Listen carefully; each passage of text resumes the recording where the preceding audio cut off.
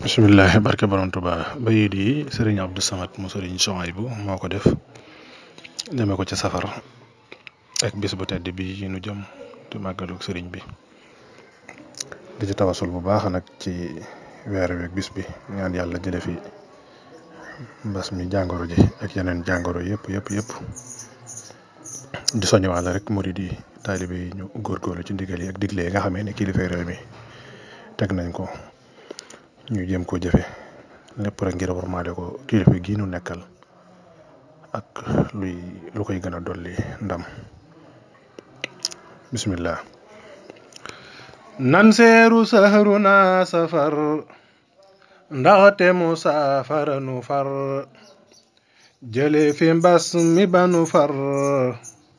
di sant tey gërëmati nan seeru sahruna safar ndaxte mu saafara nu far jële fi mbas mi banu far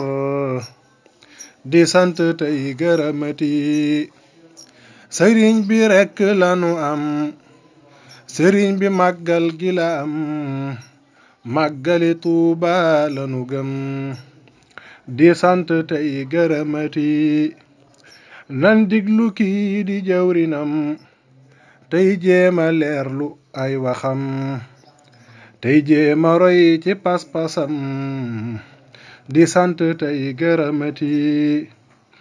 nan diglu kii di jawrinam tey jéema leerlu ay waxam tey jéema roy ci pas-pasam di sant tey gërëmati foo jot ci Tuuba màggalal tey takk masque mooy ndigal tey raxasoog saaboo ki sel di sant tey gërëmati foo jot ci Tuuba màggalal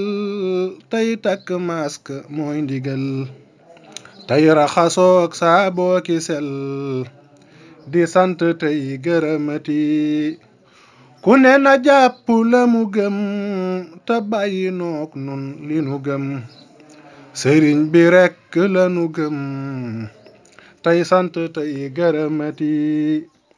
nan yóbbuloo taqwa bu wér booleek rafet njortu bu wér tey wóolu sëñ beeg gëm gu wér di sant tey gërëmati sëriñ bi am nay taalibe nasraani am nay taalibe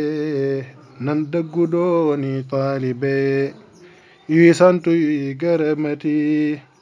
safar gi yàlla na saafara jàngoro yépp saafara sun xol yi dellu saafara ruux yépp nuy gërëmati safar gi yàlla na saafara jàngoro yépp saafara sun xol yi dellu saafara ruux yépp nuy gërëmati allahumma salli ala sayyidina muhammadin wa ala ali sayyidina muhammadin wa sallim